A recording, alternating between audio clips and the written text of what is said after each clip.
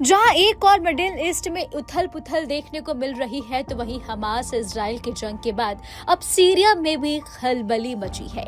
Syria में असद सरकार के लिए खतरे की घंटी बजती सुनाई दे रही है। सीरिया में विद्रोहियों ने धावा बोल दिया है। कई मोर्चों पर जंग के बीच सीरिया पर विद्रोहियों का कब्जा हो चुका है। राष्ट्रपति बशर अल असद ने अपने परिवार सहित रूस में राजनीतिक शरण ले ली है। इस बीच सीरिया से कुछ ऐसी तस्वीरें सामने आ रही है जो हमें श्रीलंका, अफगानिस्तान और बांग्लादेश की याद दिला रही है। सीरिया इस फहरिस्त में चौथा ऐसा देश है जहां विद्रोहियों के कब्जे के बाद राष्ट्रपति देश छोड़कर फरार हो चुका है। और इस बीच सीरिया से कई ऐसी तस्वीरें और वीडियो सामने आए हैं जिसमें लोगों को राष्ट्रपति भवन के भीतर लूटपाट करते और हुड़दंग मचाते देखा गया है।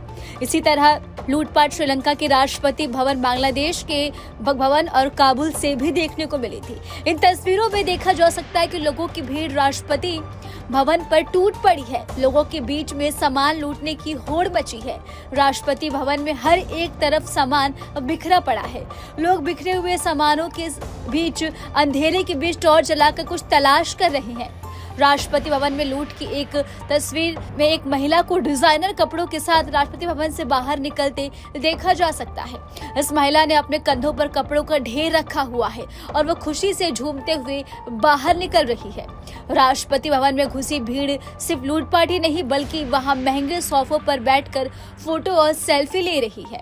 2011 में अरब स्प्रिंग की लहर ने पूरे क्षेत्र को हिला दिया। सीरिया में भी लोग सड़कों पर उतरे और लोकतंत्र, नागरिक स्वतंत्रता और राजनीतिक बंदियों की रिहाई की मांग करने लगे। बता दें, बशर अल असद ने इन विरोधों को विदेशी साजिश बताया और प्रदर्शनकारियों को आतंकवादी करार दिया। उनकी सेना ने प्रदर्शनकारियों पर हिंसक कार्रवाई की, जिससे विरोध तेज हो गया और जल्द ही ये शांतिपूर्ण आंदोलन एक बड़े सशस्त्र संघर्ष में बदल गया। आपको बता दें कि प्रेसिडेंशियल हाउस में उत्पात मचा दिया गया। इन तस्वीरों में हमें श्रीलंका, अफगानिस्तान और बांग्लादेश की याद दिला दी है, जहां भीड़ ने इसी तरह लूटपाट की थी। 27 नवंबर को विपक्षी लड़ाकों ने सीरियाई सेना पर बड़ा हमला किया। पहला हमला विपक्ष के कब्जे वाले इदबिल और पड़ोसी अलेप्पो के बीच अग्रिम मोर्चों पर किया गया। 3 दिन बाद विपक्षी लड़ाकों ने सीरिया के दूसरे बड़े शहर अलेप्पो पर कब्जा कर लिया और सीरिया में विपक्षी हयात तहरीर अल शाम संगठन की अगुवाई में ऑपरेशन डिटेंस ऑफ एग्रेशन शुरू किया गया था।